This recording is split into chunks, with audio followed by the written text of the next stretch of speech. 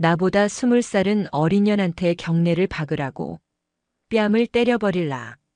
경기도 고양시 일산동구 매서운 칼바람이 몰아치는 제9보병사단 백마부대 예하 제29보병여단 본청 뒤편 흡연구역. 희뿌연 담배 연기를 길게 내뿜으며 대령 계급장을 단 사내가 바닥에 가래침을 걸쭉하게 뱉었다. 여단 참모장 최태식이었다.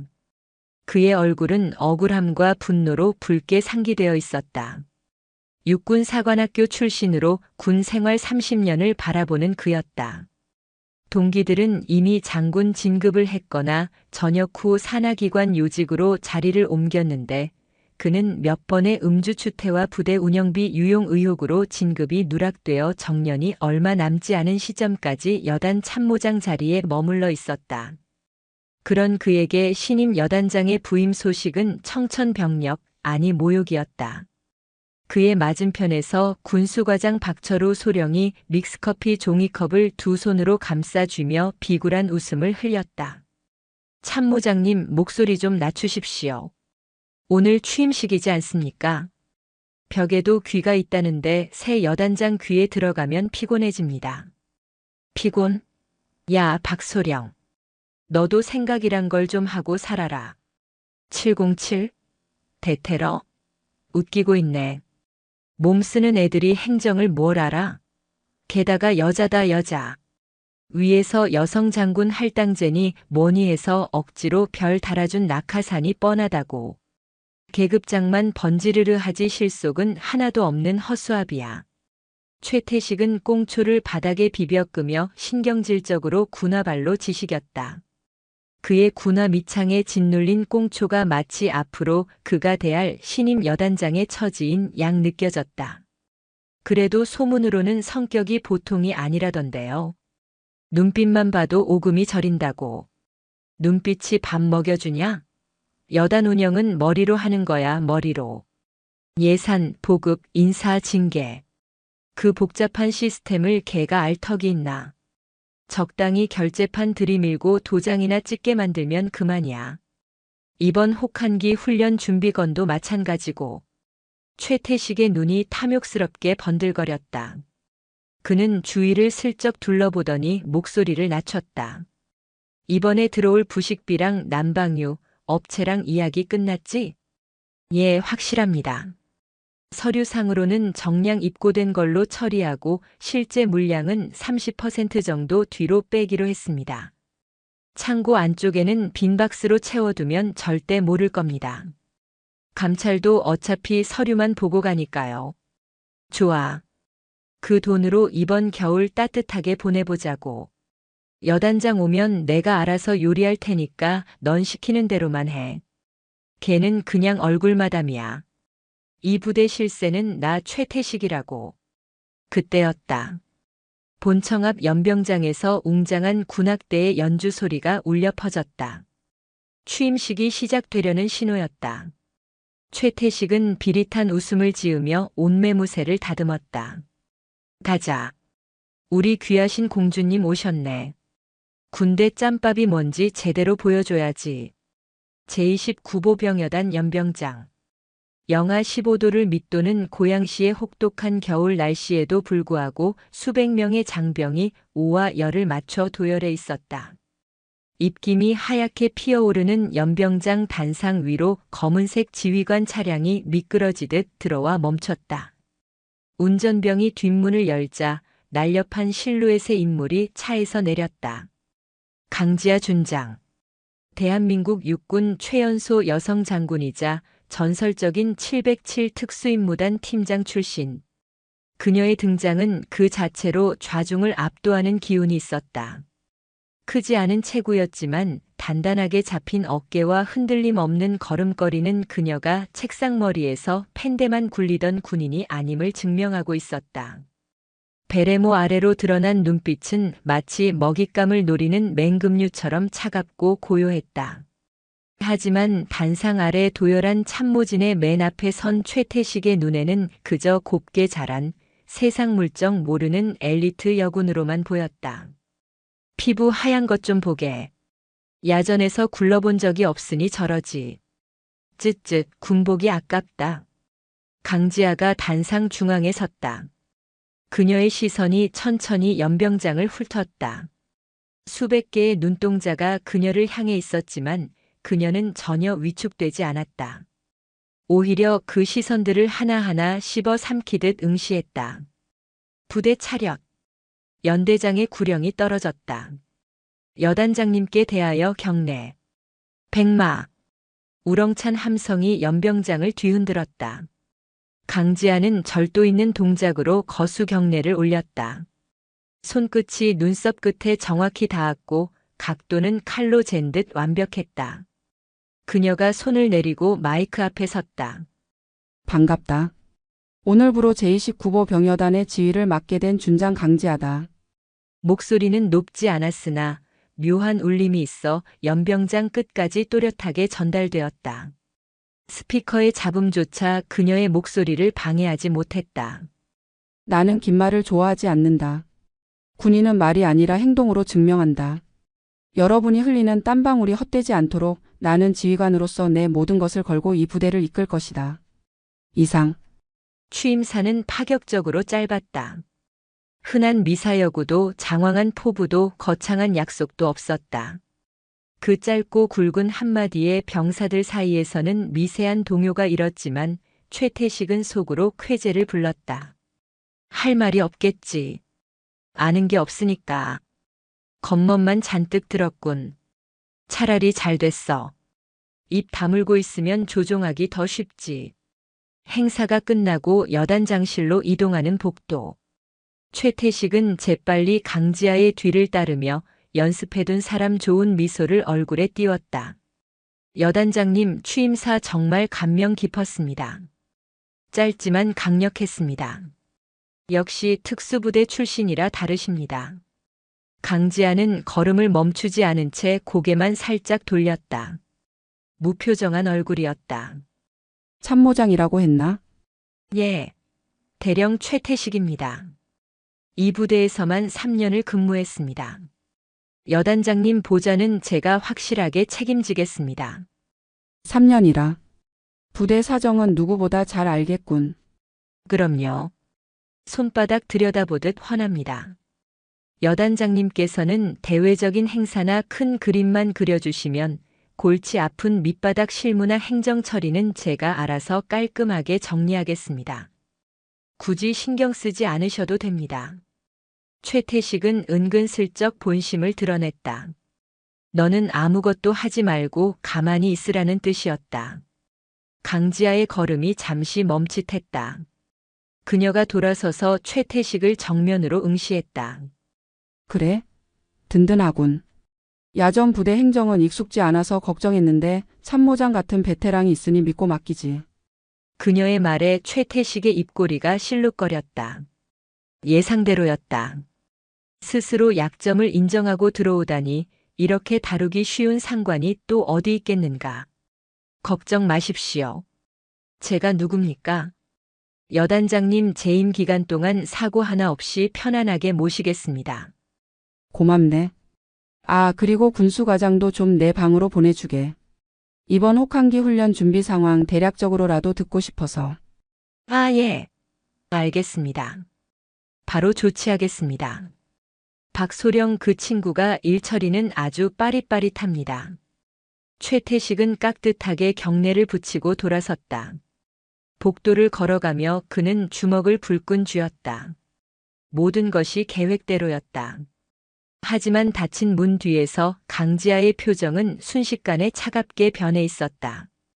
그녀는 최태식이 나간 문을 잠시 응시하다가 책상 위에 놓인 명패를 손가락으로 톡톡 두드렸다. 믿고 맡긴다라. 고양이한테 생선을 맡기는 격이지. 그녀는 품 안에서 작은 USB 메모리를 꺼내 노트북에 연결했다. 화면에 뜬 것은 단순한 부대 현황판이 아니었다. 부임하기 전 이미 정보사령부 동기에게 부탁해 은밀하게 입수한 29여단의 지난 3년치 군수 물자 입출고 내역과 간부들의 동선 기록이었다. 최태식 대령. 3년 동안 여단장들이 바뀌는 틈을 타서 아주 제 세상처럼 놀았군.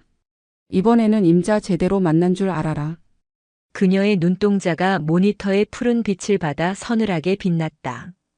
그녀는 최태식을 단순히 부패한 군인이 아니라 제거해야 할 적군으로 인식하고 있었다.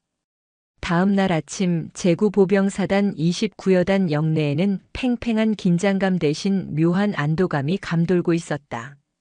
전날 취임식에서 보여준 신임 여단장 강지아의 태도 때문이었다.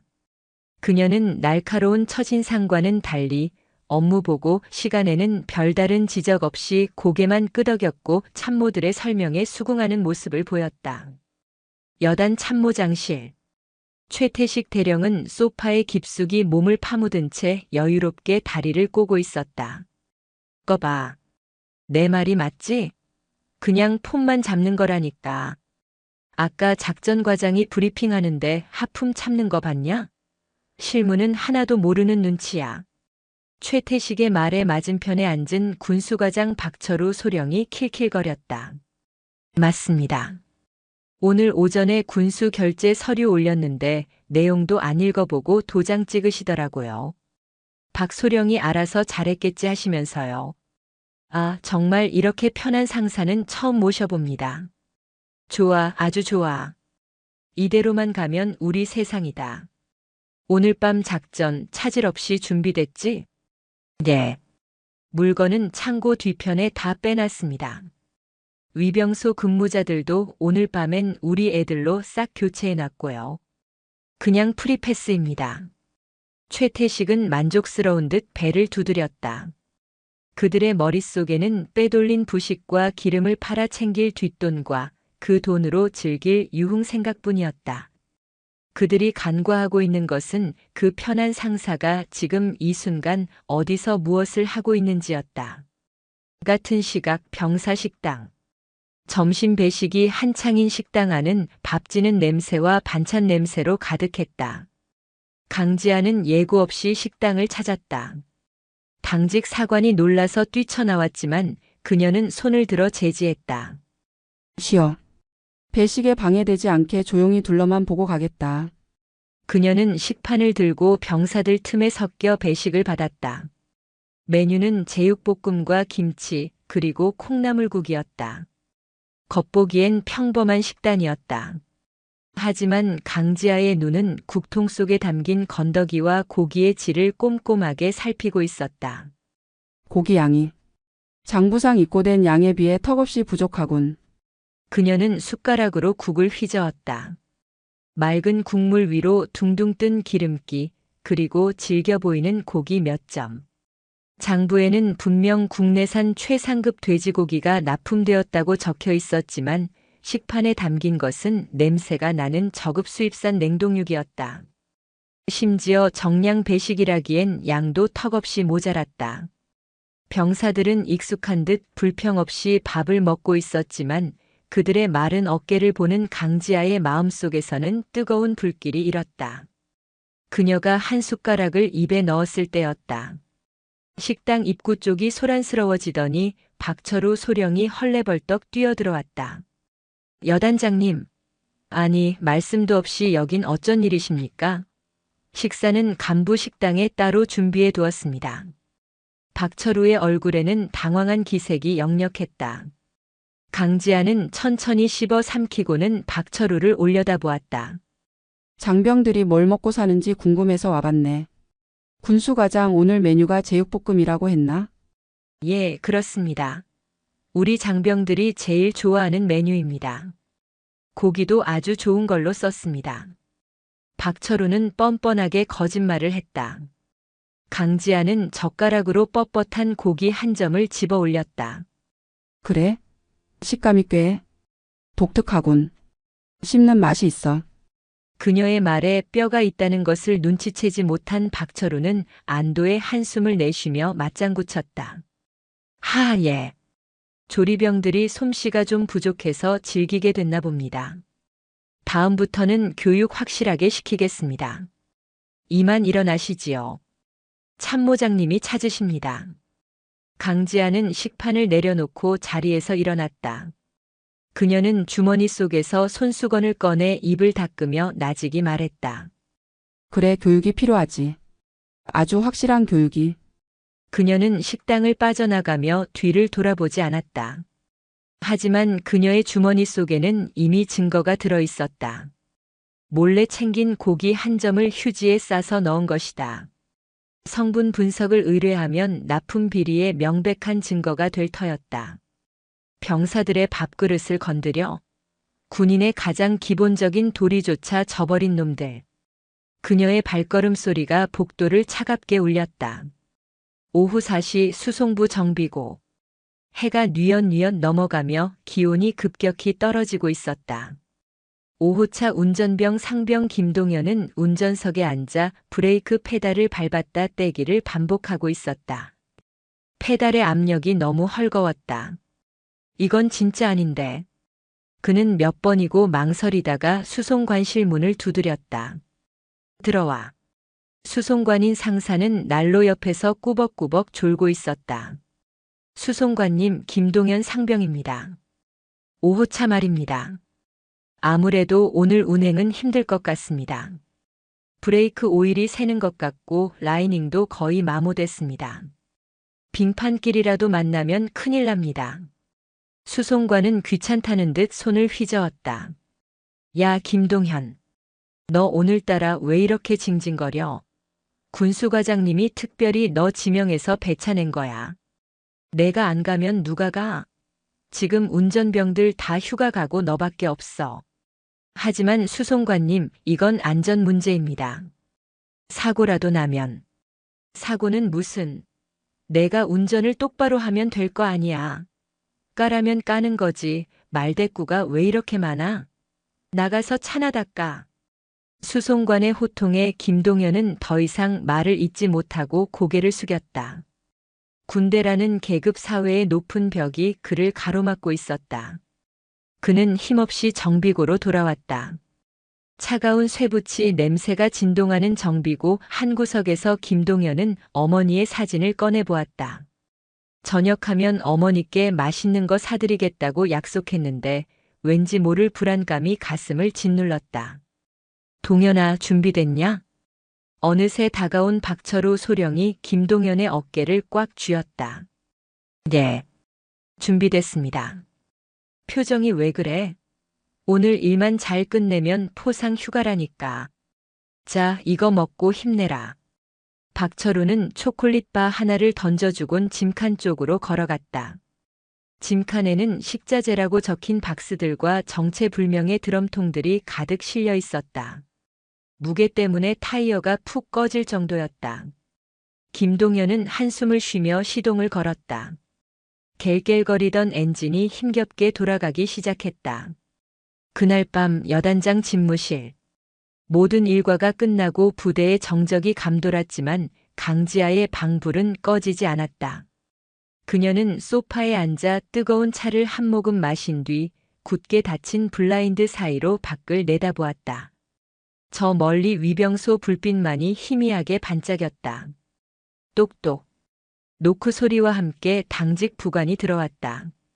여단장님, 퇴근 안 하십니까? 관사 보일러는 틀어두었습니다.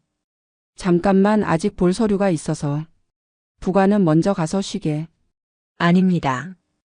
기다리겠습니다. 아니, 명령이다. 들어가 봐. 혼자 생각할 시간이 좀 필요해서 그래. 부관이 난처한 표정을 짓다가 경례를 하고 물러갔다. 문이 닫히는 소리를 확인한 강지아는 자리에서 일어나 책상으로 다가갔다. 그리고 서랍 깊숙한 곳에서 잠금 장치가 된 작은 가방을 꺼냈다. 가방 안에는 노트북 한 대가 들어 있었다. 군용 인트라넷 망이 아닌 외부와 차단된 별도의 보안망을 사용하는 특수 장비였다. 그녀가 익숙한 손놀림으로 비밀번호를 입력하자 화면에 복잡한 데이터들이 쏟아졌다. 화면 가득 떠 있는 것은 제29보병여단 주요 간부 신상 명세와 최근 3년 군수 물자 입출고 내역서였다. 그리고 그 옆에 띄워진 또 하나의 창. 그것은 오늘 오후 수송부 정비고의 CCTV 녹화 화면이었다. 박철우가 김동현 상병을 협박하듯 다그치는 장면이 고스란히 담겨 있었다. 오디오는 없었지만 707시절 독순수를 익힌 그녀에게 두 사람의 대화 내용을 파악하는 것은 어려운 일이 아니었다. 브레이크 파열 위험이 있는 차량을 굳이 배차하라고? 그것도 야간의 비밀이라. 강지아의 미간이 좁혀졌다. 단순한 횡령을 넘어 병사의 안전을 담보로 위험한 도박을 하려는 정황이 포착되었다. 그녀의 손가락이 책상을 톡톡 두드렸다. 낚싯바늘은 던져졌어. 미끼를 물 때까지 조금만 더 멍청한 척 연기해주지. 그녀는 노트북을 덮고 자리에서 일어났다. 창밖에는 눈발이 다시 굵어지고 있었다. 백마부대의 밤은 깊어가고 있었지만 강지아의 전쟁은 이제 막 시작되고 있었다. 늙은 늑대들이 지배하던 숲에 젊고 사나운 사자 한 마리가 조용히 발톱을 갈고 있었다. 밤 10시. 세상이 칠흑 같은 어둠에 잠긴 시각. 제29보병여단 후문 위병소의 차단기가 소리 없이 올라갔다. 최태식 대령의 개인 승용차와 김동현 상병이 모는 5호차 트럭이 잇따라 부대를 빠져나갔다. 그들이 사라지고 난 뒤 어둠 속에서 또 하나의 그림자가 움직였다. 검은색 지프차 한 대가 전조등을 끈 채 위병소가 아닌 폐쇄된 구형 탄약고 쪽 새끼를 통해 부대를 빠져나왔다. 운전석에는 사복 차림의 강지아가 앉아 있었다. 목표물 이동 시작. 방향은 파주시 광탄면 방면.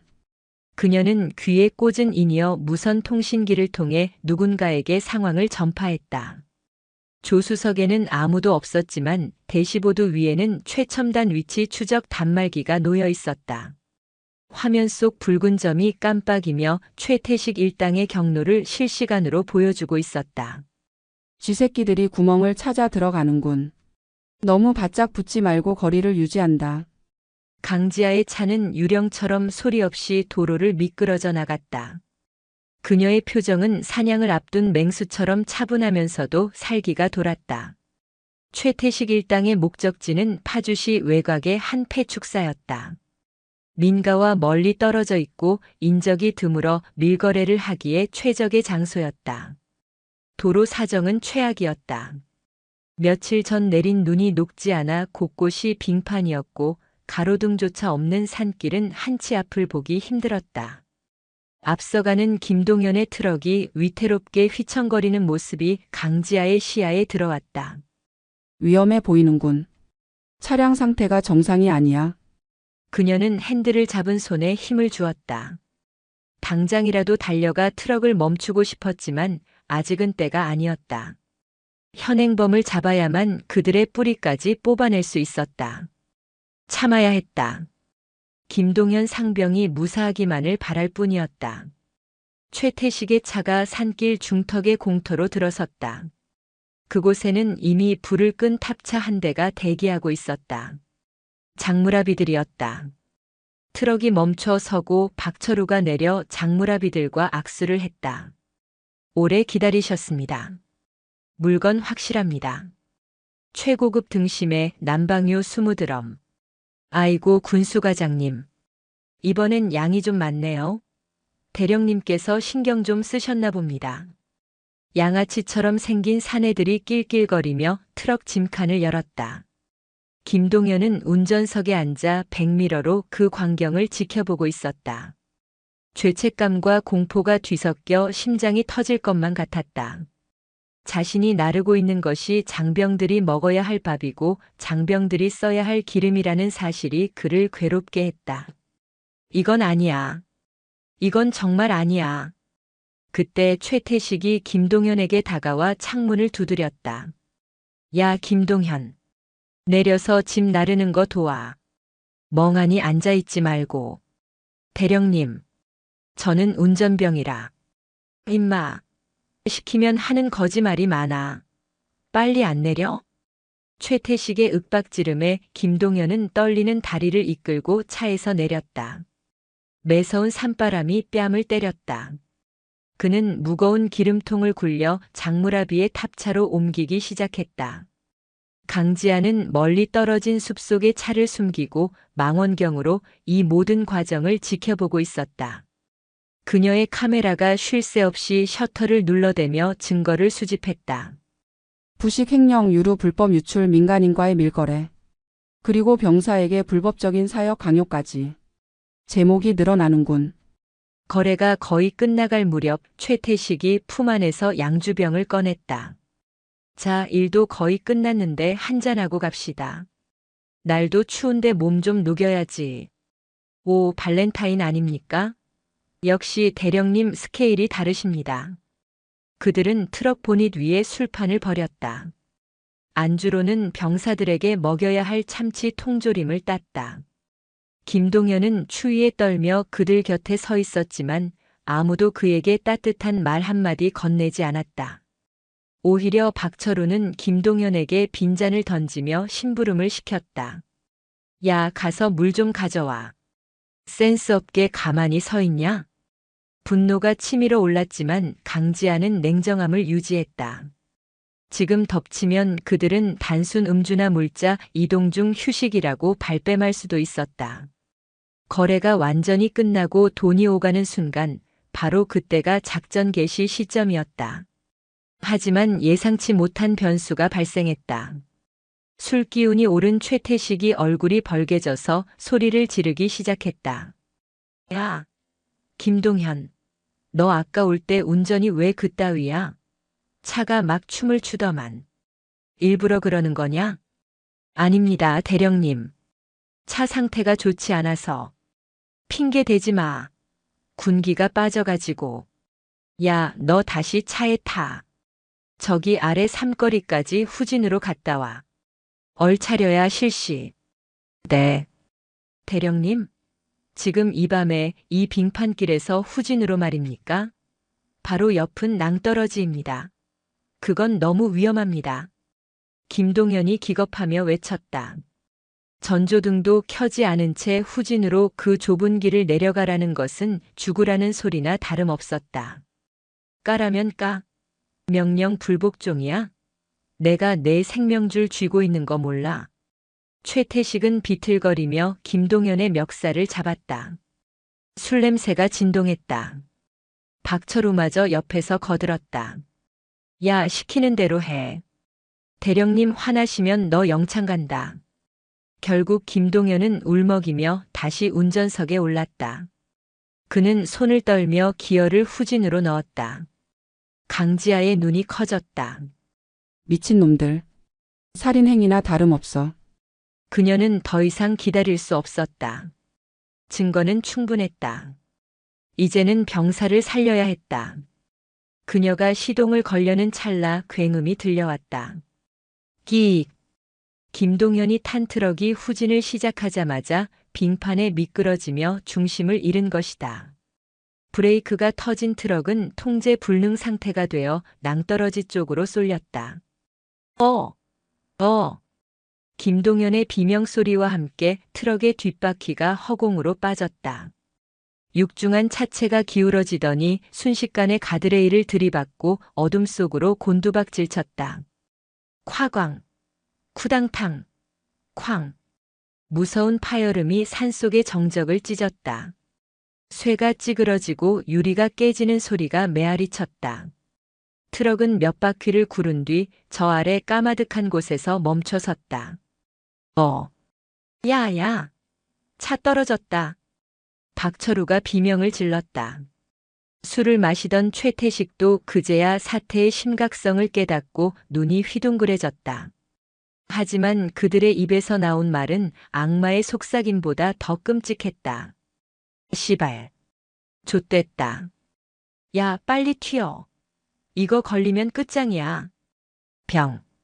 병사는요? 죽었겠지. 저 높이에서 떨어졌는데 살았겠냐? 우리가 신고하면 횡령한 거 다 들통난다고. 일단 우리는 여기 없었던 거야. 알았어? 빨리 차에 타. 최태식은 병사를 구할 생각은커녕 자신의 안위만을 걱정하며 차 문을 열었다. 장무라비들도 이미 트럭을 타고 도망칠 준비를 하고 있었다. 그때였다. 어둠을 찢고 강력한 LED 전조등 불빛이 최태식의 눈을 멀게 할 듯 비췄다. 거기 꼼짝 마라. 확성기를 통해 울려 퍼지는 서늘한 목소리. 강지아의 지프차가 퇴로를 막아선 채 사자의 눈처럼 번뜩이고 있었다. 짙은 안개 속에서 진짜 사냥꾼이 모습을 드러낸 것이다. 차가운 전조등 불빛이 어둠을 가르고 최태식과 박철우의 시야를 하얗게 지워버렸다. 갑작스러운 강렬한 빛에 두 사람은 팔로 얼굴을 가리며 뒷걸음질 쳤다. 누구야? 눈 안 깔아? 최태식이 술기운과 당혹감이 뒤섞인 목소리로 고함을 쳤다. 하지만 불빛 뒤에 서 있는 인물은 미동도 하지 않았다. 지프차의 운전석 문이 열리고 군화가 자갈밭을 밟는 저벅저벅 소리만이 고요한 산속에 울려 퍼졌다. 역광을 받아 검은 실루엣으로만 보이는 그 인물은 천천히 그러나 확실한 압박감을 주며 다가왔다. 군인의 본분은 국가와 국민을 수호하는 것이다. 하물며 제 부하의 목숨을 헌신짝처럼 내팽개치고 도망가는 자를 군인이라 부를 수 있는가. 서늘한 목소리가 폐축사 공터의 공기를 얼어붙게 만들었다. 최태식의 동공이 지진이라도 난 듯 흔들렸다. 그 목소리는 분명 오늘 아침 연병장에서 들었던 그 목소리였다. 여단장님? 빗속에서 걸어나온 강지아는 사복 차림이었지만 그녀가 뿜어내는 기세는 별 2개, 아니 그 이상의 무게감을 지니고 있었다. 그녀의 손에는 녹음 기능이 켜진 휴대전화가 들려 있었다. 최태식 대령 그리고 박철우 소령. 현 시간부로 두 사람의 모든 명령권을 박탈한다. 움직이지 마. 단 한 발자국이라도 더 움직이면 그 즉시 전시 타령에 준하는 항명으로 간주하고 제압하겠다. 강지아의 선언은 사형 선고와도 같았다. 박철우는 다리에 힘이 풀려 그 자리에 주저앉았고 최태식은 믿을 수 없다는 표정으로 입을 딱 벌렸다. 아니 여단장님. 오해십니다. 이건 사고였습니다. 저 병사가 술을 마시고 운전하다가 혼자. 최태식은 급하게 변명을 늘어놓으려 했다. 강지아는 대답 대신 싸늘한 눈빛으로 그를 쏘아보았다.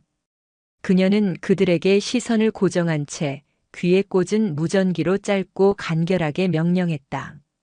구조팀 현 위치로 급파. 낭떠러지 아래 추락 차량 발생. 운전자 생존 여부 불투명하나 즉시 구조 작업 요망. 밧줄과 들것 준비해서 신속히 이동하라. 그녀는 최태식과 박철우 곁을 스쳐 지나가며 나직이 덧붙였다. 변명은 군사법정에서나 해. 지금 내 눈엔 너희들은 인간도 아니니까. 강지아는 주저없이 가드레일이 부서진 낭떠러지 쪽으로 향했다. 밑을 내려다보니 까마득한 어둠 속에 트럭의 미등만이 희미하게 깜빡거리고 있었다. 경사가 좋기 70도는 되어 보이는 가파른 절벽이었다. 여단장님, 위험합니다. 거길 어떻게 내려가십니까? 박철우가 기겁하며 소리쳤다. 전문 장비 없이는 절대 내려갈 수 없는 험지였다. 하지만 강지아는 트럭에 실려있던 굵은 견인 로프를 꺼내 능숙하게 가드레일 기둥에 매듭을 지었다. 707 특임대 시절 수천 번도 더 반복했던 레펠 강화 준비였다. 내 부하가 저 밑에 있다. 지휘관이 가지 않으면 누가 간단 말인가. 그녀는 로프 하나에 몸을 의지한 채 망설임 없이 어둠 속으로 몸을 던졌다. 절벽을 타고 내려가는 강지아의 손놀림은 거침이 없었다. 날카로운 나뭇가지가 옷을 찢고 얼굴을 스쳤지만 그녀는 고통을 느낄 새도 없었다. 오로지 김동현 상병을 살려야 한다는 일념뿐이었다. 몇 분이나 지났을까 땀으로 범벅이 된 강지아가 마침내 바닥에 닿았다. 찌그러진 트럭은 거대한 고목에 걸려 간신히 멈춰 있었다. 운전석 쪽은 형체를 알아볼 수 없을 정도로 구겨져 있었다. 김동현 상병. 김동현 상병. 내 목소리 들리나? 강지아는 깨진 유리창 틈으로 손을 집어넣어 김동현의 맥을 짚었다. 미약하지만 뛰고 있었다. 김동현의 얼굴은 피범벅이었고 다리는 대시보드 사이에 끼어 기괴하게 꺾여 있었다. 차가운 겨울 바람이 부상병의 체온을 빠르게 앗아가고 있었다. 추워요. 엄마. 김동현이 헛소리를 하며 신음했다. 강지아는 입고 있던 패딩 점퍼를 벗어 김동현의 몸을 덮어주었다. 영하 20도의 추위가 그녀의 얇은 셔츠를 파고들었지만 그녀는 김동현의 손을 꼭 잡고 체온을 나누었다. 정신 차려 김동현. 여단장이다. 내가 왔다. 절대 널 죽게 내버려 두지 않아. 조금만 버텨. 여단장님, 제가 실수를 해서. 김동현은 몽롱한 의식 속에서도 자책하고 있었다. 그 모습에 강지아의 눈시울이 뜨거워졌다. 죄지은 자들은 위에서 살 길을 도모하고 있는데 피해자는 죽어가면서도 군인으로서의 책임을 다하지 못했음을 미안해하고 있었다. 내 잘못이 아니다. 절대 내 잘못이 아니야. 넌 명령을 따랐을 뿐이고 훌륭한 군인이다. 내가 약속하마. 너를 이렇게 만든 놈들 반드시 피눈물 흘리게 해주겠다고. 강지아의 목소리에는 분노와 슬픔이 공존했다. 그때 절벽 위에서 요란한 헬기 소리와 함께 강력한 서치라이트가 비쳤다. 의무 후송 헬기가 도착한 것이다. 구조대원들이 레페를 타고 내려와 유압 장비로 찌그러진 문을 뜯어냈다. 김동현이 들것에 실려 올라가는 동안 강지아는 끝까지 그의 곁을 지켰다. 절벽 위로 다시 올라왔을 때 최태식과 박철우는 도망치지도 못한 채 헌병대 차량에 둘러싸여 있었다. 강지아가 사전에 요청해둔 병력이었다. 강지아는 흑투성이가 된 얼굴로 그러나 그 어느 때보다 빛나는 눈빛으로 최태식 앞으로 걸어갔다. 그녀의 셔츠는 찢어지고 피가 배어나와 있었지만 그 모습은 마치 전장을 지배하는 발키리와도 같았다. 최태식은 강지아의 기세에 눌려 뒷걸음질 치다 헌병의 차문에 부딪혔다. 여단장님. 일단 제 말을 좀 들어보십시오. 우리가 빼돌리려던 게 아니라. 짝. 날카로운 파열음이 밤 공기를 갈랐다. 강지아의 손바닥이 최태식의 뺨을 후려쳤다. 고개가 획 돌아간 최태식은 얼이 빠진 표정으로 뺨을 감싸쥐었다. 아가리 닥쳐. 지금부터 내 입에서 나오는 모든 말은 법정에서 불리하게 작용할 것이다. 널 계급 강등 없이 전역하게 놔둘 줄 알았나? 착각하지 마. 넌 군복을 벗는 게 아니라 죄수복을 입게 될 거야. 강지아는 헌병 대장에게 눈짓했다. 연행해. 두 사람 격리 수용하고 압수한 물품들 하나도 빠짐없이 증거물로 등록한다. 특히 저 트럭의 블랙박스 무슨 수를 써서라도 복구해.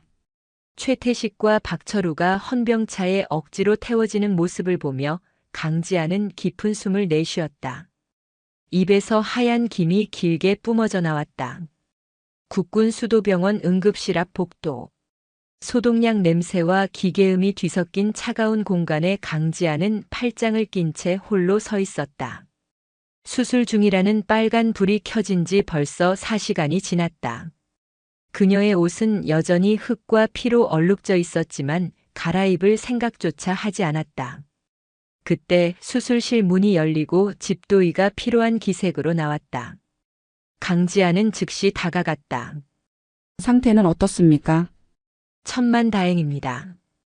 다리 골절이 심각하고 장기 손상이 있었지만 생명에는 지장이 없습니다.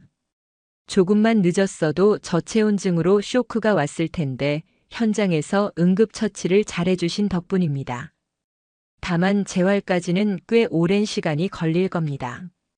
감사합니다. 정말 감사합니다.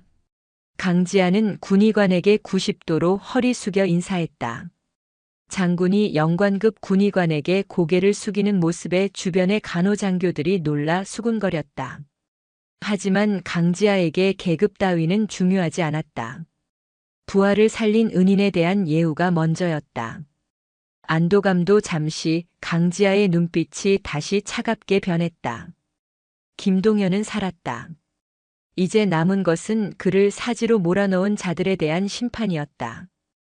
그녀는 병원을 나와 대기하고 있던 수행 차량에 올랐다. 부대로 복귀한다. 감찰부장과 법무참모를 내 집무실로 호출해. 지금 당장. 다음 날 아침 8시. 제29보병여단 대회의실. 긴급 소집된 예하 부대 지휘관들과 여단 참모진이 웅성거리며 자리를 채우고 있었다. 영문도 모른 채 불려나온 간부들은 불안한 눈빛을 교환했다. 그때 회의실 문이 열리고 강지아가 들어왔다. 그녀는 정복 차림이었다. 가슴에 달린 휘장들과 어깨의 별이 서늘한 조명을 받아 번쩍였다. 그녀가 상석에 앉자 회의실은 찬물을 끼얹은 듯 조용해졌다. 강지아는 아무 말 없이 스크린을 켰다. 첫 화면에 뜬 것은 끔찍하게 찌그러진 5호차 트럭의 사진과 그 옆에 병원 침대에 붕대를 감고 누워있는 김동현 상병의 사진이었다. 어젯밤 우리 부대 소속 병사 한 명이 작전 중 사고를 당해 사경을 헤맸다. 다행히 목숨은 건졌으나 평생 다리를 절게 될지도 모른다. 좌중이 술렁거렸다. 강지아는 리모컨을 눌러 다음 화면을 띄웠다. 이번에는 최태식과 박철우가 폐축사에서 장무라비들과 웃으며 거래하는 CCTV 캡처 화면이었다. 이 사고는 훈련도 작전도 아니었다. 탐욕에 눈이 먼 상관들이 병사를 사적인 노예처럼 부리다 발생한 범죄였다. 여기 있는 최태식 대령과 박철우 소령이 그 주범이다. 회의실은 충격에 휩싸였다. 그때 회의실 문이 열리며 헌병들에게 양팔이 붙들린 최태식이 끌려 들어왔다. 수갑을 찬 채였지만 그는 여전히 상황 파악을 못하고 고래고래 소리를 지르고 있었다. 이거 내가 누군지 알아? 나 육사 출신이야. 감히 누구 몸에 손을 대. 최태식은 회의실에 앉아있는 강지아를 발견하고는 도끼 어린 눈으로 노려보았다. 강지아, 내가 감히 나한테 이럴 수 있어? 내가 선배야. 군 생활 30년 한 선배한테 하극상을 해. 이거 다 모함이야.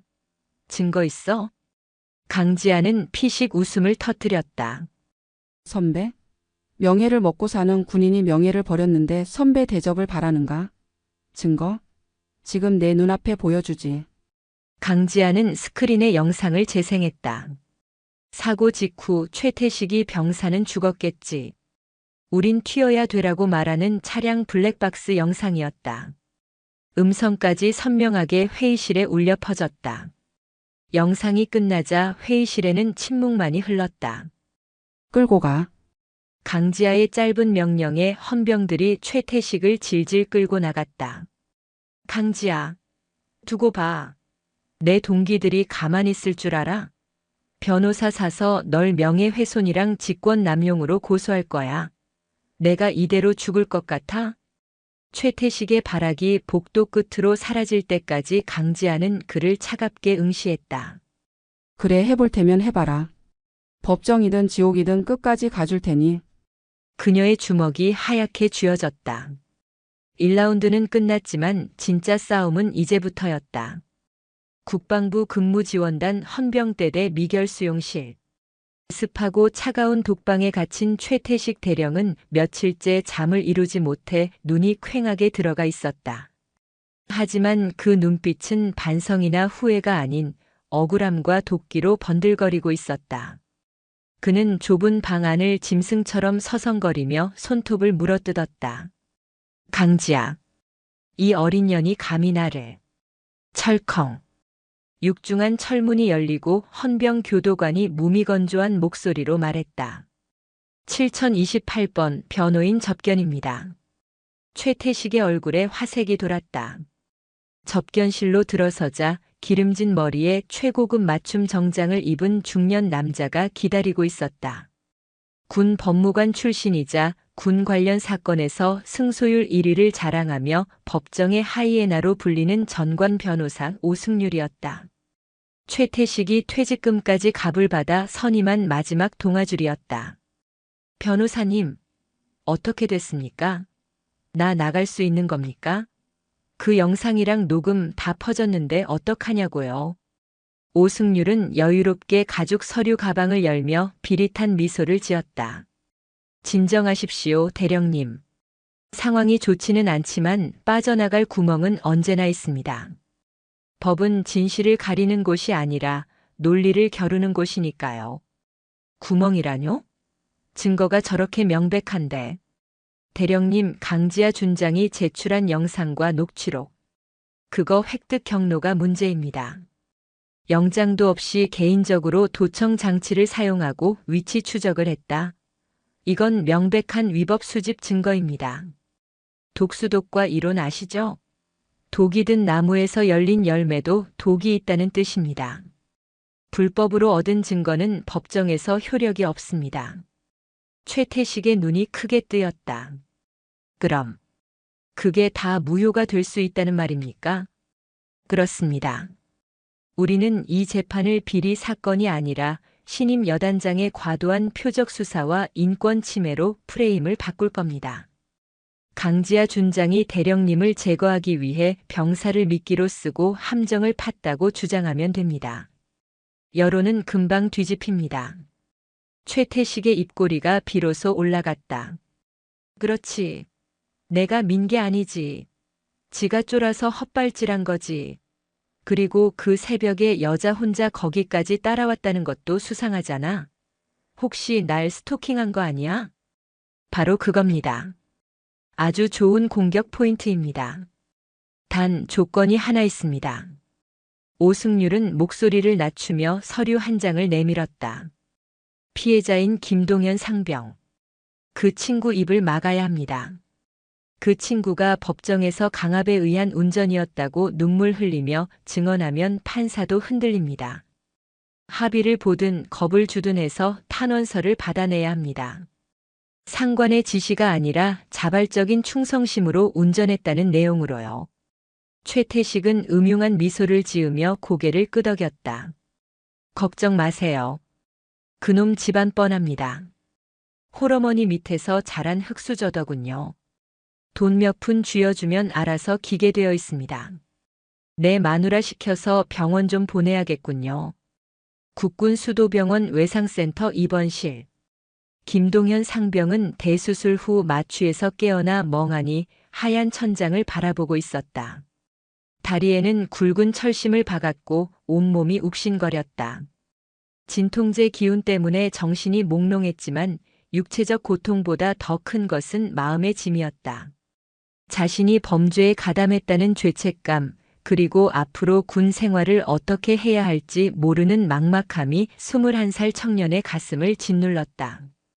그때 병실 문이 거칠게 열리고 화려한 모피 코트를 입은 중년 여성이 들어왔다. 최태식의 아내였다. 그녀 뒤로는 덩치가 산만 한건장한 남자 2명이 과일 바구니를 들고 위협적으로 따라 들어왔다. 어머, 우리 김상병. 많이 다쳤네.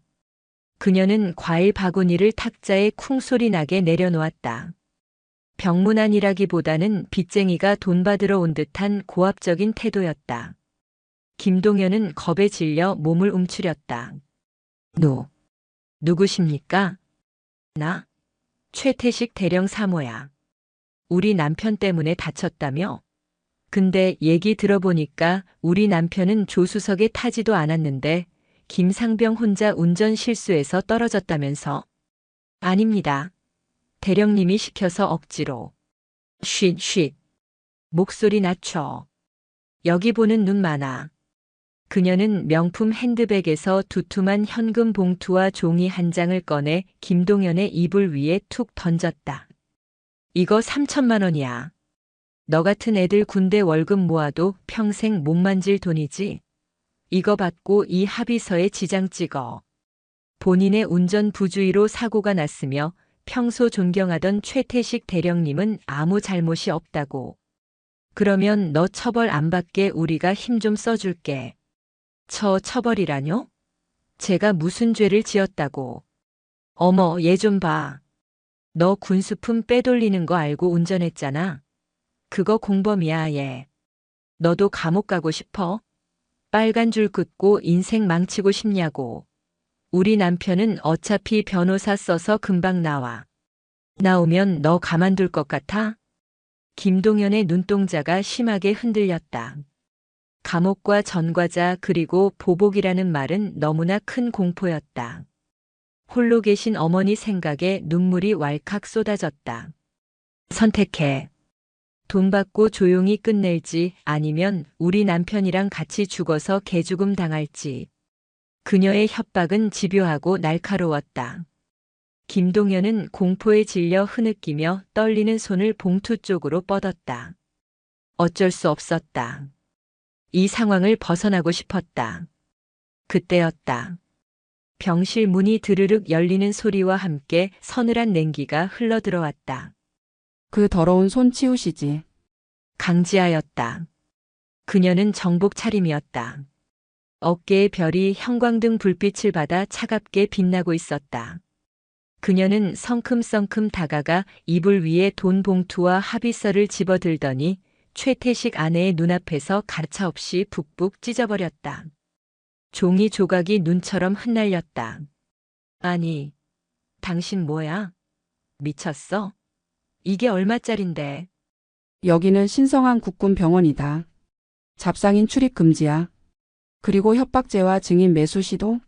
남편이랑 나란히 콩밥 먹고 싶어서 안달이 났군. 이게 진짜. 너 내가 누군지 알아? 내 남편이 최태식 대령이야. 너 같은 낙하산이랑은 급이 다르다고. 최태식의 아내는 악을 쓰며 강지아에게 대들었다. 뒤에 있던 건장한 남자들이 위협적으로 한 발자국 다가왔다. 하지만 강지아는 눈 하나 깜짝하지 않았다. 그녀는 특전사 시절 사람을 죽일 수도 있는 기술을 연마한 인간 병기였다. 그녀가 남자들을 향해 고개를 살짝 까딱했다. 건드려봐. 정당 방위로 뼈가 몇 개 부러져도 난 모른다. 그녀의 눈에서 뿜어져 나오는 살기에 덩치 큰 남자들이 흠칫하며 뒷걸음질 쳤다. 그들은 본능적으로 알 수 있었다. 이 여자는 진짜다. 당장 꺼져. 3초 준다. 3, 2. 강지아의 카운트다운이 시작되자 병실 밖에서 대기하던 헌병들이 들이닥쳤다. 당신들 뭐야? 연행해.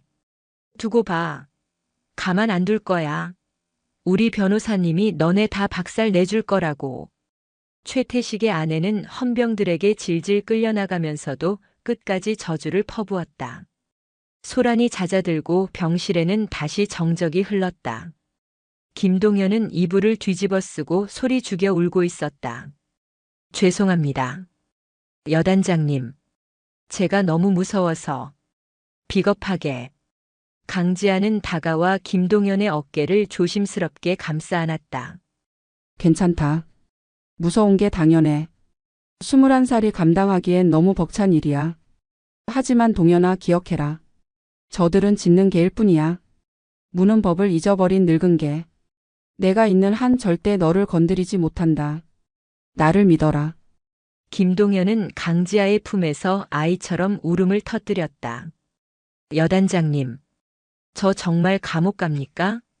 엄마한테 효도도 못했는데.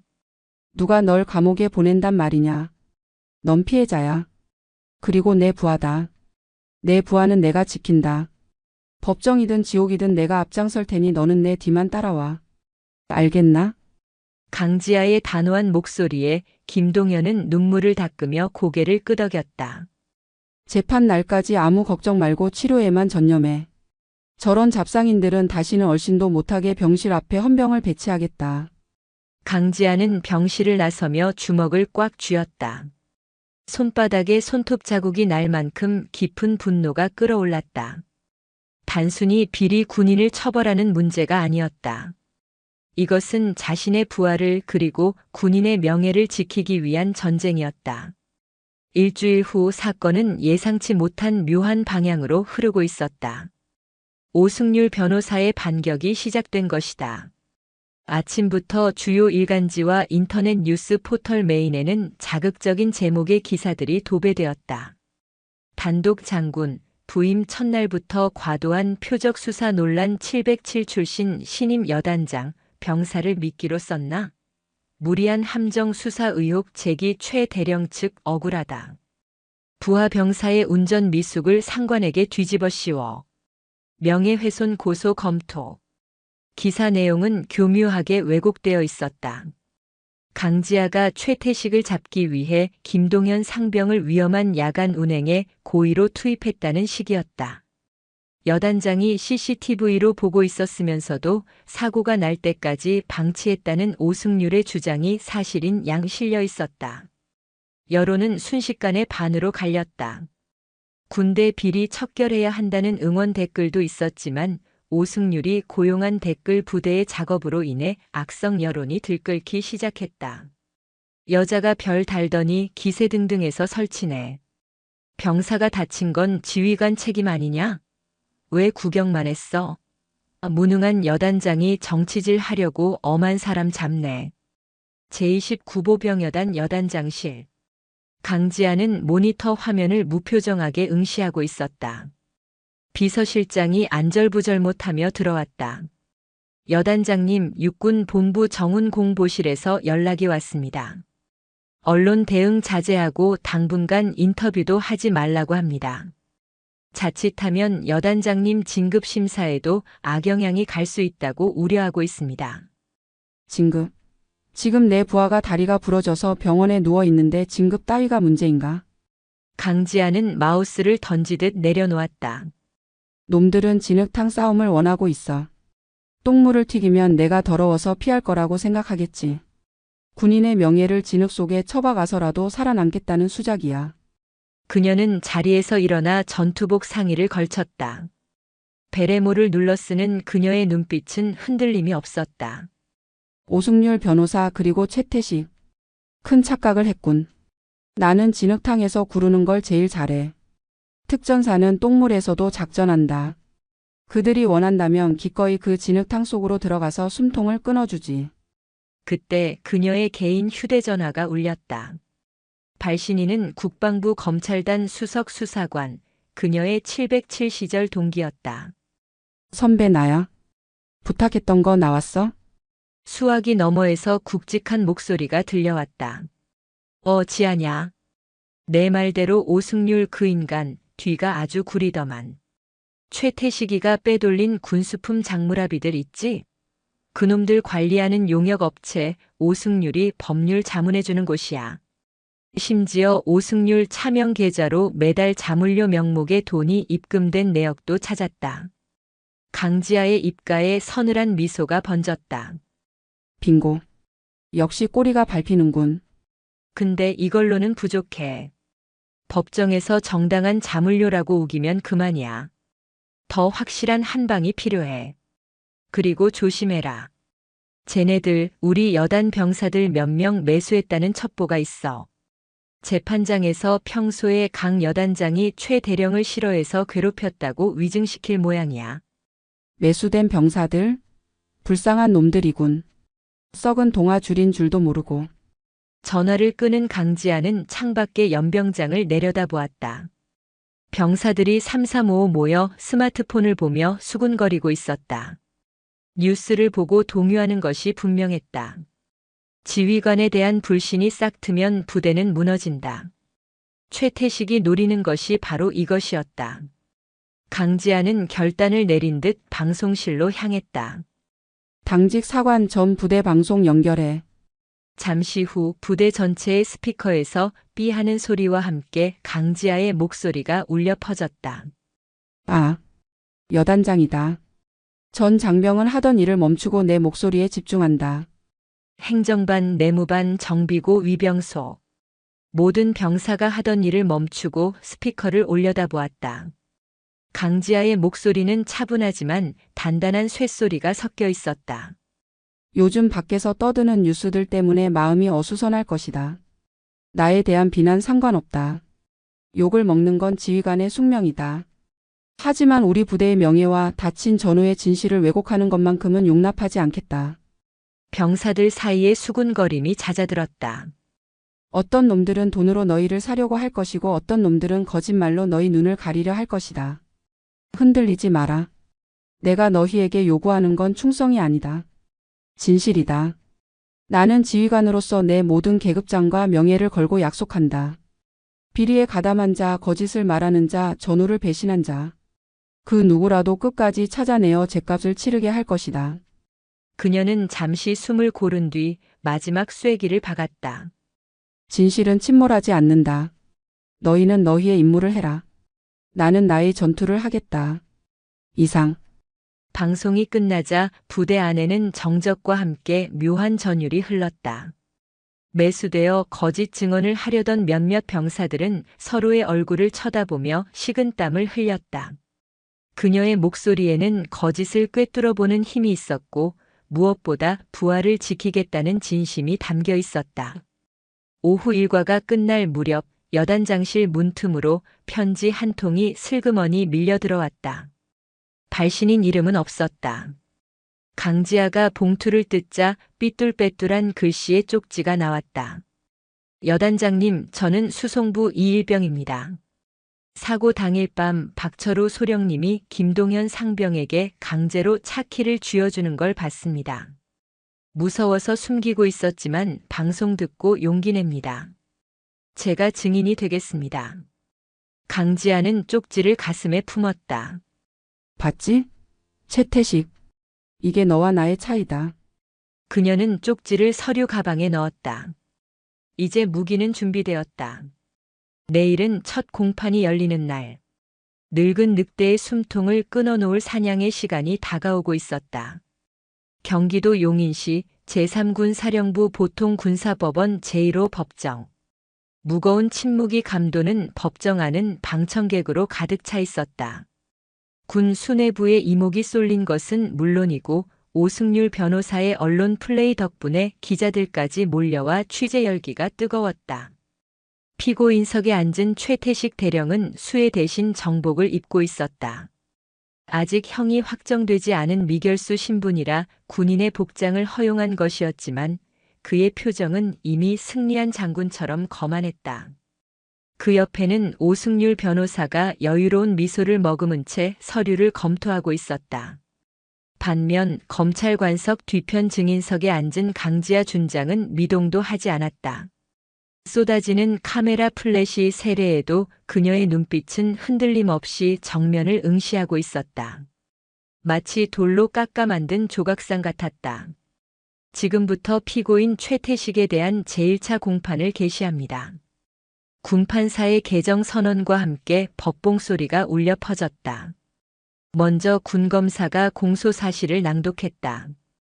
군수품 횡령, 직권 남용, 그리고 김동현 상병에 대한 특수상해 치상 혐의. 죄목이 하나하나 열거될 때마다 방청석에서는 탄식이 흘러나왔다. 하지만 오승률 변호사는 자리에서 일어나며 자신만만하게 입을 열었다. 재판장님, 변호인은 검찰 측의 공소 사실을 전면 부인합니다. 특히 이번 사건의 핵심 증거로 제출된 영상과 녹취록에 대해 증거 배제 신청을 합니다. 법정이 술렁거렸다. 오승률은 노련한 사냥꾼처럼 법정을 휘어잡았다. 검찰 측, 아니 정확히 말하면 제보자인 강지아 준장이 제출한 증거들은 적법한 절차를 거치지 않고 수집되었습니다. 영장 없는 도청, 위치 추적, 그리고 몰래카메라 촬영. 이는 군사법원법 제303조 2항 적법한 절차에 따르지 아니하고 수집한 증거는 증거로 할 수 없다는 위법수집증거 배제 법칙에 해당합니다. 그는 강지아를 손가락으로 가리키며 목소리를 높였다. 강지아 준장은 신임 여단장으로서 자신의 권력을 과시하기 위해 선배 장교인 피고인을 표적으로 삼아 불법 사찰을 감행했습니다. 이는 명백한 인권 침해이자 하극상입니다. 동나무에서 열린 열매에 독이 있듯 불법으로 얻은 증거는 그 내용이 무엇이든 간에 법적 효력이 없습니다. 오승률의 화려한 언변에 판사들의 표정이 미묘하게 변했다. 법리적으로는 틀린 말이 아니었기 때문이다. 최태식은 짐짓 억울한 표정을 지으며 눈가를 훔치는 신용을 했다. 존경하는 재판장님. 저는 30년을 국가에 헌신했습니다. 그런데 부임한 지 하루도 안 된 여단장이 저를 범죄자 취급하며 뒤를 캤다는 사실에 자괴감을 느낍니다. 그날 밤 저는 병사들을 격려하기 위해 회식을 하려던 것뿐이었습니다. 사고는 정말 안타까운 병사의 실수였습니다. 방청석의 기자들이 노트북 자판을 두드리는 소리가 요란해졌다. 최태식 대령 억울함 호소, 불법 사찰 논란 점화라는 기사 제목들이 실시간으로 전송되고 있었다. 오승률은 기세를 몰아 첫 번째 증인을 신청했다. 피고인의 결백을 증명해줄 증인으로 당시 인사과장으로 근무했던 정대위를 신청합니다. 증인석에 앉은 정대위는 쭈뼛거리며 들어왔다. 그는 최태식의 눈치를 살피더니 오승률의 신문에 답변을 시작했다. 증인, 평소 강지아 준장이 최태식 대령을 대하는 태도는 어땠습니까? 그게 아주 적대적이었습니다. 부임 전부터 최태식은 내가 손본다는 말을 하고 다녔다는 소문이 돌았습니다. 회의 시간에도 대령님을 무시하고 면박을 주기 일쑤였습니다. 새빨간 거짓말이었다. 하지만 정대위는 이미 오승률에게 약점을 잡혀 매수된 상태였다. 그는 땀을 뻘뻘 흘리며 미리 외운 대본을 읊었다. 그리고 사고 당일 여단장님이 상황실에서 CCTV로 현장을 보고 계신 걸 목격했습니다. 사고가 날 때까지 기다렸다가 사고가 터지자마자 걸려들었다며 웃으시는 걸 봤습니다. 법정 안이 경악으로 물들었다. 방청객들은 수군거리며 강지아를 비난하는 눈초리를 보냈다. 병사를 일부러 다치게 놔뒀다고. 진짜 독한 애라는 말들이 들려왔다. 최태식은 속으로 쾌재를 불렀다. 완벽했다. 오승률의 설계대로 강지아는 부하를 희생양 삼은 사이코패스 지휘관이 되어가고 있었다. 판사가 강지아에게 물었다. 강지아 증인, 방금 정대위의 증언에 대해 반박할 내용이 있습니까? 모든 시선이 강지아에게 쏠렸다. 그녀는 천천히 자리에서 일어났다.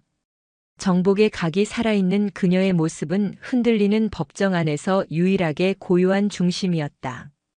그녀는 정대위를 그리고 최태식을 차례로 응시했다. 그 서늘한 눈빛에 정대위는 흠칫 놀라 고개를 떨구었다. 재판장님, 사냥개는 주인이 던져준 고기를 먹고 짖을 뿐입니다. 개가 짖는다고 해서 호랑이가 대꾸할 필요는 없다고 봅니다. 뭐야? 지금 우리 증인을 개 취급하는 겁니까? 오승률이 벌떡 일어나 항의했다. 강지아는 차갑게 웃었다. 변호인, 법리 논쟁 좋아하시더군요. 독수독과? 좋습니다. 그렇다면 그 나무가 애초에 독나무가 아니었다면 열매도 독이 없겠지요. 그녀는 판사를 향해 정중히 고개를 숙였다.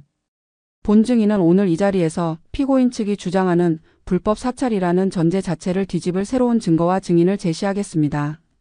이 재판이 끝나면 누가 진짜 독을 품고 있었는지 명백해질 것입니다.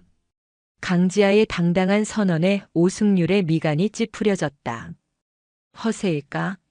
아니면 진짜 무기가 있는 것일까? 불안한 기운이 엄습했지만 그는 애써 무시했다. 이미 법리는 완벽하게 자신들의 편이었다. 새로운 증거라니요. 재판 지연 전략입니까? 받아들이면 안 됩니다. 두려우십니까? 진실이 드러나는 것이. 강지아의 한마디에 오승률은 말문이 막혔다. 재판장이 고심 끝에 고개를 끄덕였다. 좋습니다. 피고인의 방어권을 해치지 않는 선에서 증인 신문을 허가합니다. 강지아는 뒤쪽 출입문을 가리켰다. 들어오게. 문이 열리고 목발을 짚은 병사 한 명이 들어왔다. 휠체어를 탈 수도 있었지만 굳이 두 발로 서서 증언하겠다는 의지를 보인 김동현 상병이었다. 그리고 그 뒤를 이어 머리를 짧게 깎은 앳된 얼굴의 병사가 한 명 더 들어왔다. 수송부 이일병이었다. 최태식의 얼굴이 사색이 되었다. 김동현은 돈으로 입막음하지 못했으니 그렇다 쳐도 저 이일병이라는 놈은 대체 누구란 말인가? 강지아는 증인석으로 걸어 나오는 두 병사를 보며 주먹을 꽉 쥐었다. 이제 반격의 시간이었다. 하이에나들이 물어뜯어 놓은 진실의 조각들을 하나하나 맞춰 그들의 목을 조를 덫을 완성할 차례였다. 김동현 상병과 이일병이 증인 선서를 마치고 자리에 앉았다. 법정의 공기는 팽팽하게 당겨진 활시위처럼 긴장감으로 가득 찼다. 오승률 변호사가 먼저 김동연 상병을 신문했다. 그는 김동연을 주눅 들게 만들어 증언의 신빙성을 떨어뜨릴 작정이었다. 증인 김동연 상병. 사고 당일 운전한 차량이 평소에도 정비불량이었다고 주장했죠. 그런데 차량 점검 일지에는 양호라고 되어 있습니다. 본인의 운전 미숙을 차량 탓으로 돌리는 거 아닙니까? 오승률이 들이민 서류에는 거짓으로 작성된 점검 기록이 빼곡했다. 김동연은 억울함에 입술을 깨물었다. 아닙니다. 저는 분명히 수송관님께 보고했습니다. 브레이크가 밀린다고. 하지만 무시당했습니다. 증거 있습니까? 수송관은 그런 보고 받은 적 없다고 하던데요. 그리고 최태식 대령님이 억지로 시켰다고 했는데 대령님은 위험하니까 하지 말라고 말렸다고 합니다. 증인이 포상 휴가 욕심에 무리하게 운전한 거 아닙니까? 거짓말입니다. 대령님이 멱살을 잡고. 이보세요, 증인. 여기는 법정입니다. 위증하면 처벌받습니다. 돈 몇 푼 받으려고 상관을 모함하는 거 아닙니까? 오승률은 교묘하게 김동연을 돈을 노리고 상관을 파는 파렴치한 병사로 몰아갔다. 김동연은 말문이 막혀 눈물만 흘렸다. 최태식은 회심의 미소를 지었다. 그때 강지아가 나섰다. 재판장님, 변호인은 지금 피해자를 겁박하고 있습니다. 다음 증인인 이일병의 증언을 들어보면 누구의 말이 거짓인지 알 수 있을 겁니다. 이 일병이 마이크 앞으로 당겨 앉았다.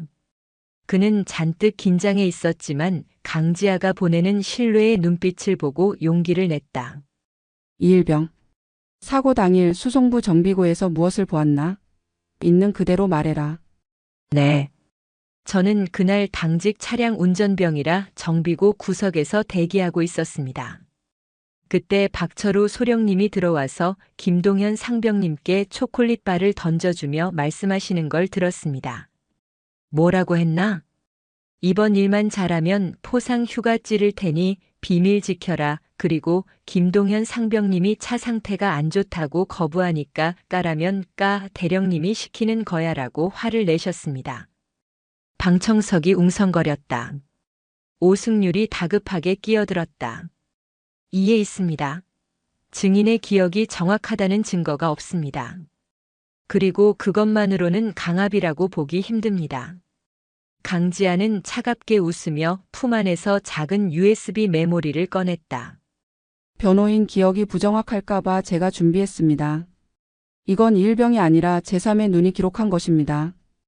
또 불법 촬영 영상입니까? 그거 효력 없다고 말씀드렸을 텐데요. 아니요. 이건 불법 촬영이 아닙니다. 여단 통합 관제 시스템에 자동 저장된 정비고 내부 CCTV 원본입니다. 박철우 소령이 삭제한 줄 알고 있었겠지만 제가 취임 첫날 보안 서버를 백업해뒀거든요. 이건 군사 보안 시설 내의 합법적인 녹화물입니다. 강지아가 영상을 재생하자 대형 스크린에 그날의 상황이 생생하게 펼쳐졌다. 소리는 없었지만 박철우가 김동연을 위협하고 억지로 차에 태우는 모습이 적나라하게 드러났다. 오승률의 표정이 일그러졌다. 불법 수집 증거라는 논리가 깨지는 순간이었다. 하지만 강지아의 반격은 여기서 끝이 아니었다. 그리고 변호인께서 자꾸 독수독가를 말씀하시는데 그 독나무의 뿌리가 어디까지 뻗어 있는지 제가 확인해 봤습니다. 그녀는 또 하나의 서류 뭉치를 재판장에게 제출했다. 재판장님, 이것은 피고인 최태식이 빼돌린 군수품을 사들인 장물합의 업체 대성유통의 법인 등기부 등본과 자금 흐름도입니다. 오승률의 얼굴이 하얗게 질렸다. 갑자기 장물합의 얘기가 왜 나온단 말인가? 놀랍게도 이 범죄 조직인 대성유통의 법률 자문을 맡고 있는 곳이 바로 오승률 변호사가 대표로 있는 법무법인 승리더군요. 그리고 매달 자문료 명목으로 입금된 돈의 액수가 최태식 대령이 횡령한 물품 가액의 정확히 30%와 일치합니다. 법정은 찬물을 끼얹은 듯 정적에 휩싸였다가 이내 벌집을 쑤신 듯 폭발했다. 기자들은 미친 듯이 타자를 쳐댔다. 이것은 단순한 군 비리 사건이 아니었다. 전관 변호사와 현역 대령, 그리고 범죄 조직이 결탁한 거대 카르텔 사건으로 비화한 것이다. 이건 모함입니다. 정당한 자물쇠입니다. 오승률이 쉰 목소리로 소리쳤지만 그의 손은 떨리고 있었다. 모함? 그렇다면 이 녹취록도 모함일까? 강지아는 마지막 카드를 꺼내들었다. 국방부 수사관 선배가 보내준 결정적인 증거였다. 오승률과 최태식의 통화 내용이 스피커를 통해 흘러나왔다. 변호사님, 이번 건도 잘 처리해 주십시오. 기름값 챙기면 수수료 넉넉히 보내겠습니다. 걱정 마세요, 대령님. 법은 만드는 놈보다 이용하는 놈이 주인 아닙니까? 사고 나면 병사 과실로 덮으면 그만이고요. 최태식은 자리에 주저앉았다. 모든 것이 끝났다. 변호사의 논리도 자신의 거짓말도 강지아가 준비한 진실의 무게 앞에서는 모래성처럼 무너져 내렸다. 강지아는 증인석 마이크를 잡고 최태식을 내려다보며 마지막 확인 사살을 했다. 최태식, 너는 군인도 아니다. 너는 내 탐욕을 채우기 위해 부하를 팔아먹은 장사치일 뿐이다. 내가 믿었던 돈과 권력 그리고 저 썩어 빠진 변호사의 혀가 너를 구원해 줄 수 있을지 지켜보겠다. 방청석에서는 야유가 터져나왔다. 저런 놈은 구속해라. 변호사도 공범이다. 라는 고함이 빗발쳤다. 재판장은 망치를 두드리며 장례를 정리하려 했지만 이미 분위기는 강지아의 완벽한 승리로 기울어 있었다. 최태식은 덜덜 떨며 오승률의 옷자락을 잡았다. 변호사님. 이거 어떻게 좀 해봐요. 나 좀 살려줘요.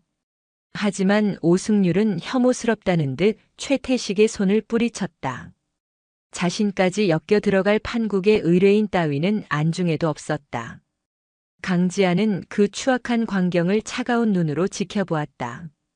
김동현 상병이 흐느끼며 강지아를 올려다보았다. 여단장님, 감사합니다. 정말 감사합니다. 강지아는 김동현의 어깨를 토닥였다. 고개 들어라. 죄 지은 놈들이 고개를 숙여야지 왜 피해자가 우는가.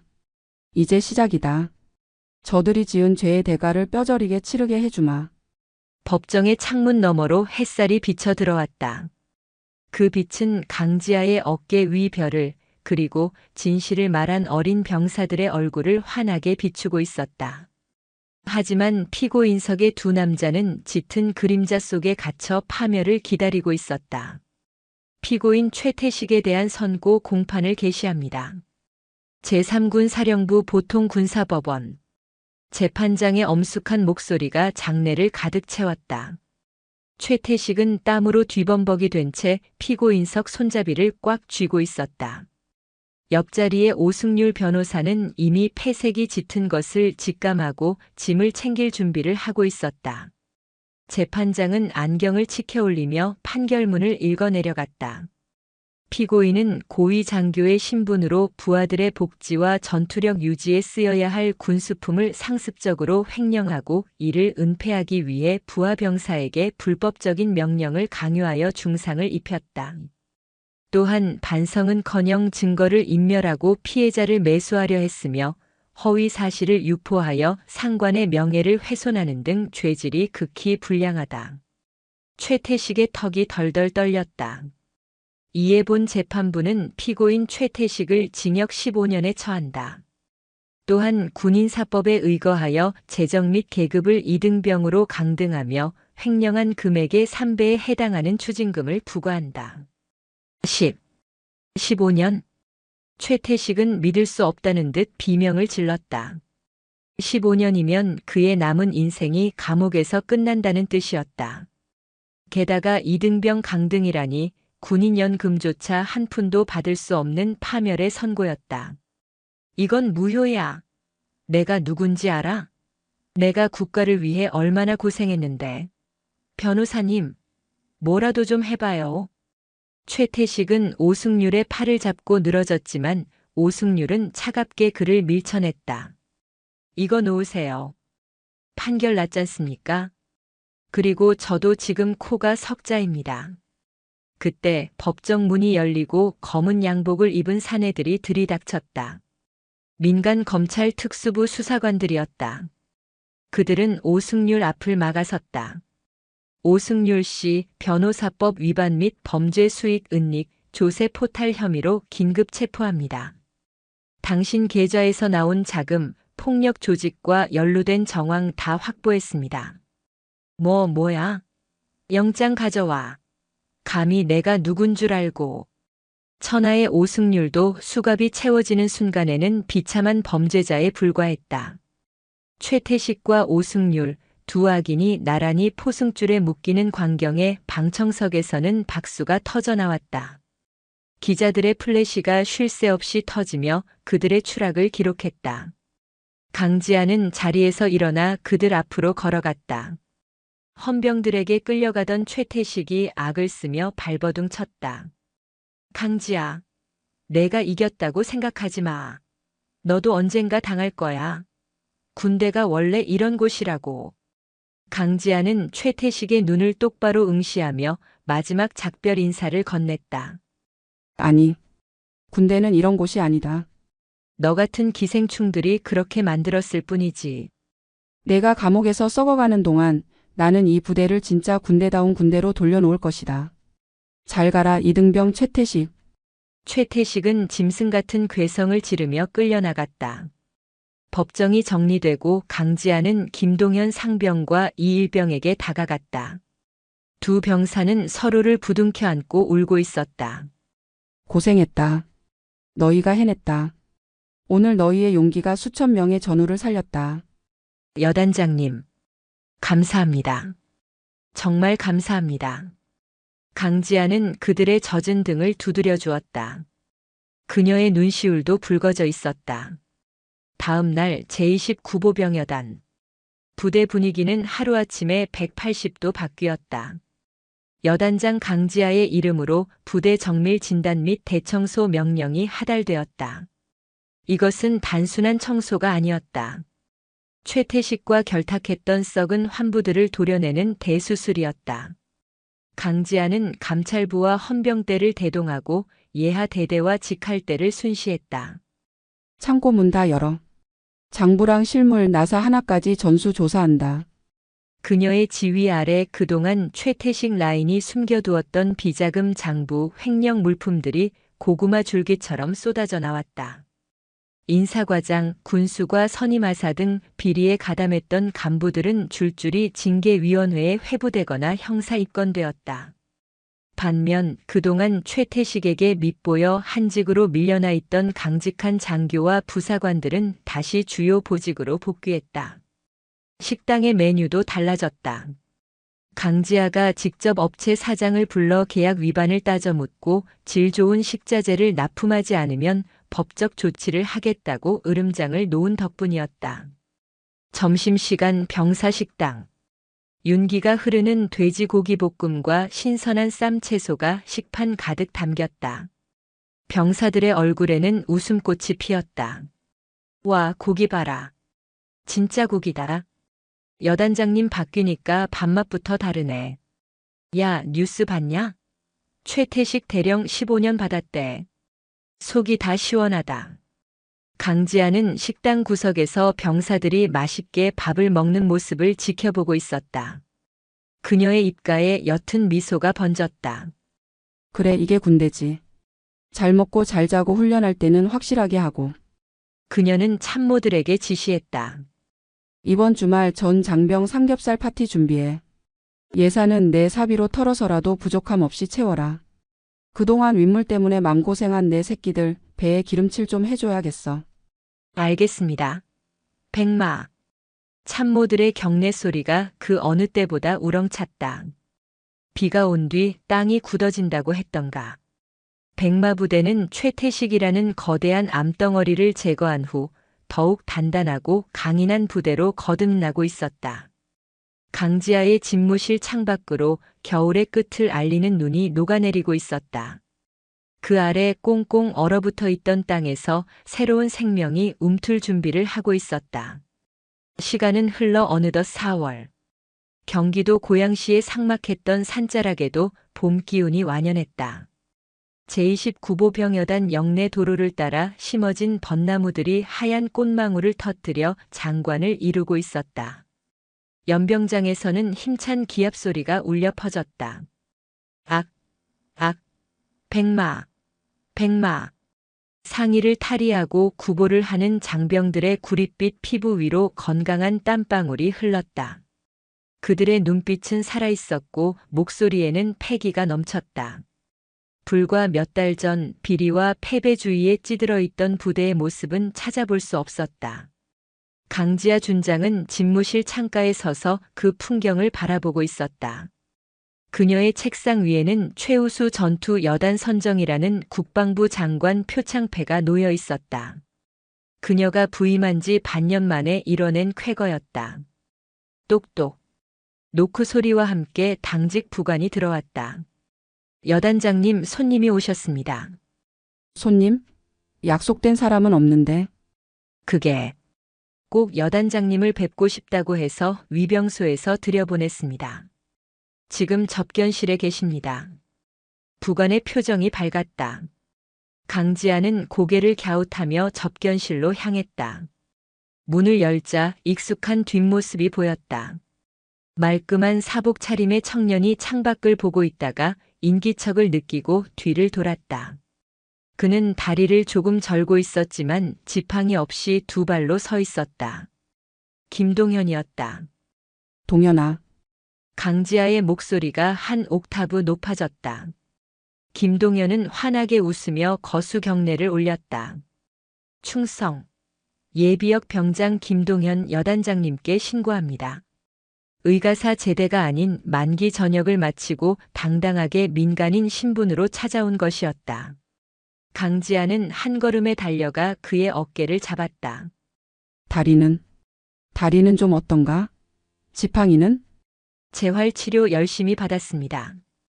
아직 뛰는 건 무리지만 걷는 건 문제 없습니다. 의사 선생님도 기적이라고 하십니다. 다행이다. 정말 다행이야. 강지아의 눈시울이 촉촉해졌다. 그 끔찍했던 밤 절벽 아래서 죽어가던 병사가 이렇게 건강한 모습으로 서 있다는 사실이 감격스러웠다. 여단장님 덕분입니다. 그때 여단장님이 저 포기하지 않으셨잖아요. 그리고 병원에 있을 때도 계속 신경 써주시고. 저 대학 복학합니다. 사회복지학 전공해서 저처럼 힘없는 사람들 돕고 싶습니다. 김동현의 눈빛은 단단했다. 그 시련이 그를 더 강한 어른으로 성장시킨 것이다. 훌륭하군. 넌 이미 누구보다 용기 있는 사람이다. 사회에 나가서도 그 마음 잃지 마라. 그때 접견실 밖이 소란스러워졌다. 창밖을 보니 수백 명의 병사가 연병장에 도열해 있었다. 누가 시키지도 않았는데 김동현이 왔다는 소식을 듣고 전우들이 배웅을 위해 모인 것이었다. 애들이. 김동현이 놀라서 입을 다물지 못했다. 강지아는 미소 지으며 문을 열어주었다. 나가보자. 너의 전우들이 널 기다린다. 김동현이 현관을 나서자 와하는 함성과 함께 박수 소리가 쏟아졌다. 함께 생활했던 소대원들이 달려와 김동현을 행가래 쳤다. 야, 김동현, 고생했다. 복학해서 여자친구 꼭 만들어라. 다리 다 나으면 축구 한 판 해야지. 김동현은 전우들의 손길 속에서 웃고 또 울었다. 그 모습을 지켜보는 강지아의 가슴도 벅차올랐다. 이것이 그녀가 지키고자 했던 가치였다. 계급장이나 권력이 아닌 사람과 사람 사이의 전우애. 환송식이 끝나고 김동현이 위병소를 나설 때였다. 강지아가 단상 위에 섰다. 전 부대 차렷. 순식간에 정적이 흘렀다. 모든 장병이 강지아를 주목했다. 오늘 우리는 자랑스러운 전우를 사회로 보낸다. 그는 불의에 굴하지 않았고 자신의 임무를 끝까지 수행했다. 그가 보여준 용기가 바로 우리 백마부대의 정신이다. 강지아는 떠나는 김동현의 뒷모습을 향해 먼저 손을 올렸다. 전우를 위하여. 경례. 백마. 수백 명의 목소리가 하나가 되어 고양시의 하늘을 뒤흔들었다. 김동현은 멈춰서서 뒤를 돌아보았다. 벚꽃이 흩날리는 가운데 수백 명의 전우와 강지아 여단장이 자신을 향해 경례하고 있었다. 그는 눈물을 훔치며 마지막으로 가장 멋진 경례를 올려붙였다. 백마. 김동현이 멀어지고 강지아는 병사들을 향해 섰다. 봄바람이 그녀의 머리카락을 스치고 지나갔다. 자, 감상은 여기까지. 훈련은 계속된다. 우리는 군인이다. 언제 어떠한 상황에서도 국민을 지킬 준비가 되어 있어야 한다. 알겠나? 알겠습니다. 각계 전투장으로 이동한다. 구보간에 군가한다. 군가는 전후. 요령은 힘차게. 앞으로 갓. 병사들이 우렁찬 군가와 함께 대열을 맞춰 뛰어나갔다. 흙먼지가 일어나는 연병장 위로 강인한 에너지가 꿈틀거렸다. 강지아는 그들의 듬직한 등을 바라보며 베레모를 고쳤었다. 썩은 살을 도려낸 자리에 새살이 돋았고 그 새살은 강철보다 단단해졌다. 늙은 늑대들은 사라졌고 이제 이곳엔 젊고 용맹한 백마들만이 남아 조국을 수호할 것이다. 그녀는 깊게 숨을 들이마셨다. 달콤한 봄 냄새와 땀 냄새가 섞인 살아있는 군대의 냄새였다. 좋은 날이군. 그녀의 독백과 함께 벚꽃잎 하나가 그녀의 어깨 위에 훈장처럼 내려앉았다. 백마부대의 전설은 이제부터가 진짜 시작이었다.